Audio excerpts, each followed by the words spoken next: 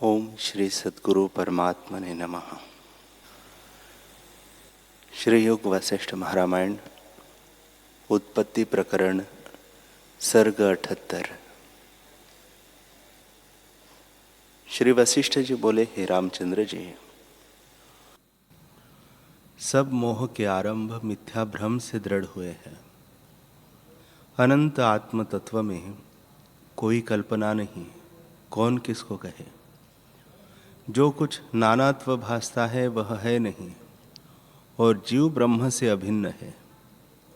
उस ब्रह्म तत्व में किसे बंध कहिए और किसे मोक्ष कहिए।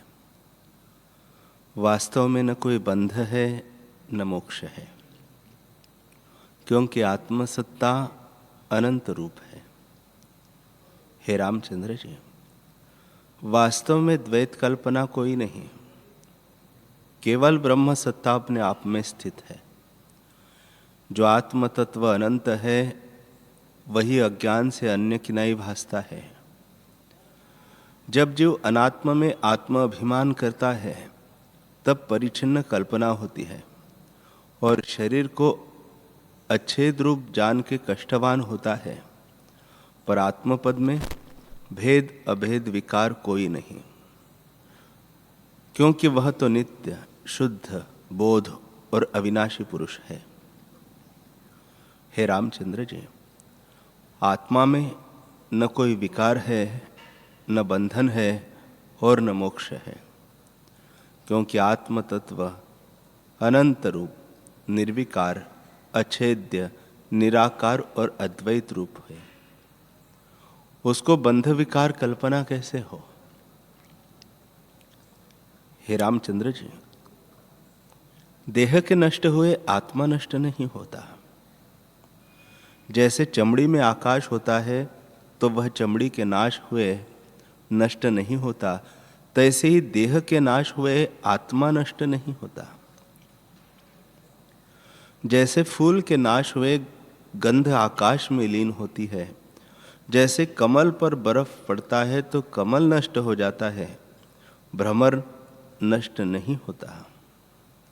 और जैसे मेघ के नाश हुए पवन का नाश नहीं होता, तैसे ही देह के नाश हुए आत्मा का नाश नहीं होता। हे रामचंद्र जी,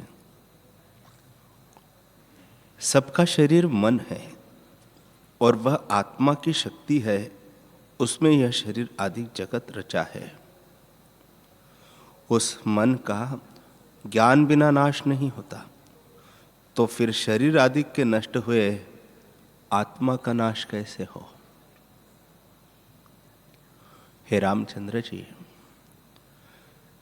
शरीर के नष्ट हुए तुम्हारा नाश नहीं होता, तुम क्यों मिथ्या शोकवान होते हो। तुम तो नित्य शुद्ध और शांत रूप आत्मा हो। हे रामचंद्र जी, जैसे मेघ के क्षीण हुए पवन क्षीण नहीं होता और कमलों के सूखे से भ्रमर नष्ट नहीं होता, तैसे ही देह के नष्ट हुए आत्मा नहीं नष्ट होता। संसार में क्रीड़ा करता जो मन है उसका संसार में नाश नहीं होता, तो आत्मा का नाश कैसे हो। जैसे घट के नाश हुए घटाकाश का नाश नहीं होता। हे रामचंद्र जी, जैसे जल के कुंड में सूर्य का प्रतिबिंब पड़ता है और उस कुंड के नाश हुए प्रतिबिंब का नाश नहीं होता, यदि उस जल को और ठोर ले जाए तो प्रतिबिंब भी चलता भासता है। तैसे ही देह में जो आत्मा स्थित है सो देह के चलने से चलता भासता है। जैसे घट के फूटे से घटाकाश महाकाश में स्थित होता है, तैसे ही देह के नाश हुए आत्मा निरामय पद में स्थित होता है।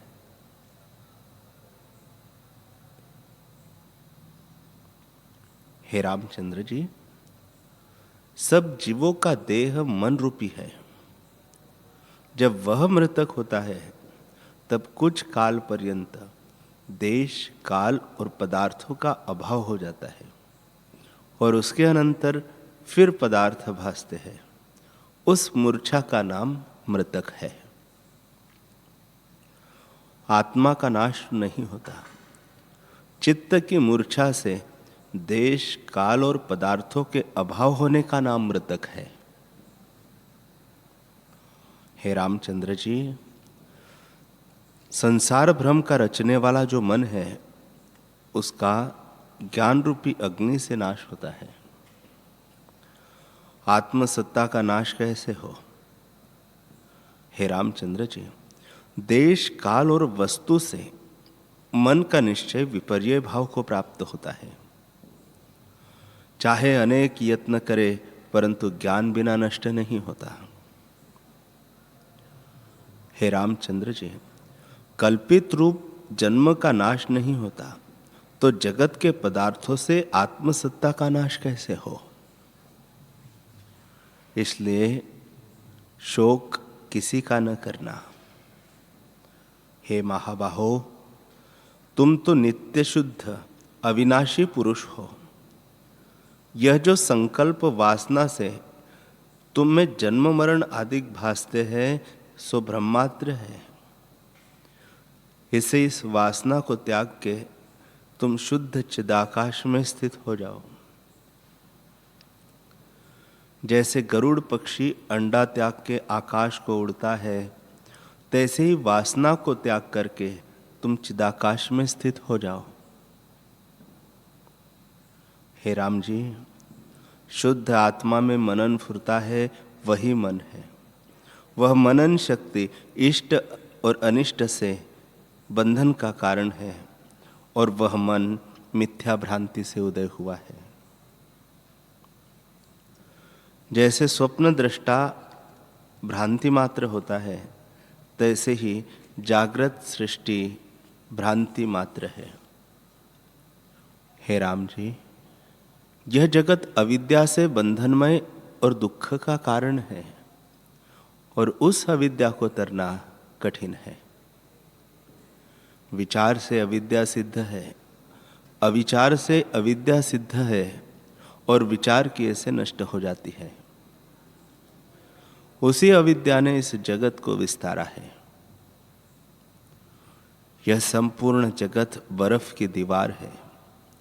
जब ज्ञान रूपी अग्नि का तेज होगा तब निवृत्त हो जाएगी। हे राघव, यह जगत आकाश रूप है। अविद्या भ्रांति दृष्टि से आकार हो भासता है और असत्य अविद्या से बड़े विस्तार को प्राप्त होता है। यह दीर्घ स्वप्न है, विचार किए से निवृत्त हो जाता है। हे रामचंद्र जी, यह जगत भावना मात्र है, वास्तव में कुछ उपजा नहीं।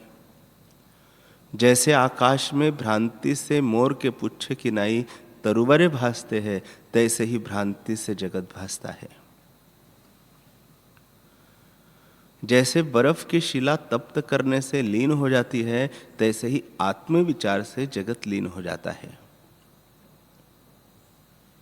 हे राम जी, यह जगत अविद्या से बंधा है, सो अनर्थ का कारण है। जैसे जैसे चित्त फुरता है, तैसे ही तैसे हो भासता है। जैसे इंद्रजाली सुवर्ण की वर्षा अधिक माया रचता है, तैसे ही चित्त जैसा फुरता है तैसा ही हो भासता है। आत्मा के प्रमाद से जो कुछ चेष्टा मन करता है वह अपने ही नाश के कारण होती है। जैसे घुरान अर्थात कुस्वारी की चेष्टा अपने ही बंधन का कारण होती है, तैसे ही मन की चेष्टा अपने नाश के निमित्त होती है। और जैसे नटवा अपनी क्रिया से नाना प्रकार के रूप धारता है, तैसे ही मन अपने संकल्प को विकल्प करके नाना प्रकार के भाव रूपों को धारता है। जब चित्त अपने संकल्प विकल्प को त्याग कर आत्मा की ओर देखता है, तब चित्त नष्ट हो जाता है। और जब तक आत्मा की ओर नहीं देखता तब तक जगत को फैलाता है, सो दुख का कारण होता है। हे राम जी, संकल्प आवरण को दूर करो, तब आत्म तत्व प्रकाशेगा। संकल्प विकल्प ही आत्मा में आवरण है।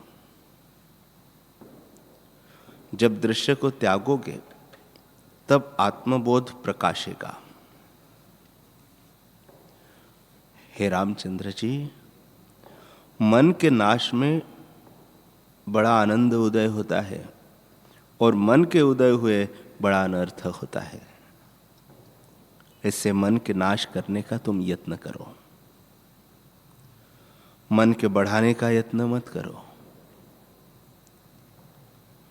मन रूपी किसान ने जगत रूपी वन रचा है, उसमें सुख दुख रूपी वृक्ष है और मन रूपी सर्प रहता है।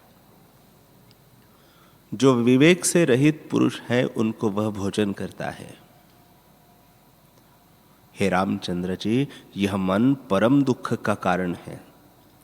इससे तुम इस मन रूपी शत्रु को वैराग्य और अभ्यास रूपी खड़ंग से मारो, तब आत्मपद को प्राप्त होंगे।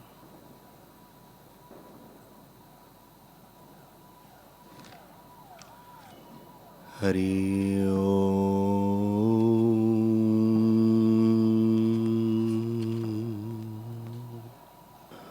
हरि ओम।